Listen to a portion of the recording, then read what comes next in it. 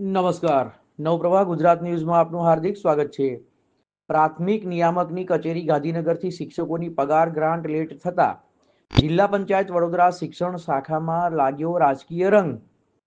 દરેક જિલ્લા પંચાયત હસ્તક જિલ્લા શિક્ષણ સમિતિને જે ગ્રાન્ટ ફાળવવામાં આવે છે તે દર મહિને માસ પૂરો થતા પહેલા મોકલવામાં આવે છે.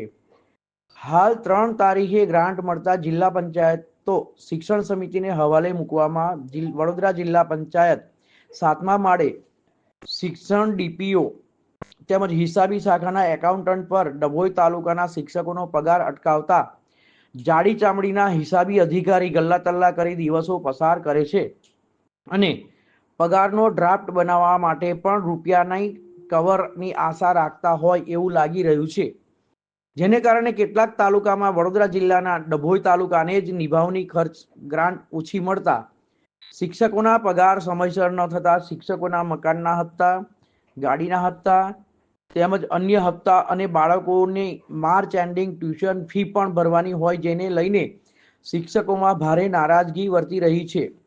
કેટલાક શિક્ષકોને સમયસર પગાર ન મળતા હપ્તા પણ બાઉન્સ થયા હોવાનો સમાચાર મળી રહ્યા છે, જેથી સમયસર આ નિભાવની ગ્રાન્ટ એડવાન્સ અને વધારાની આપવામાં આવે તો અગાઉની ગ્રાન્ટ આવતા પહેલા માસનો ખર્ચો પડી જાય અને સમયસર તાલુકા પંચાયતને ગ્રાન્ટ મળે એવી શિક્ષકોની માંગ છે.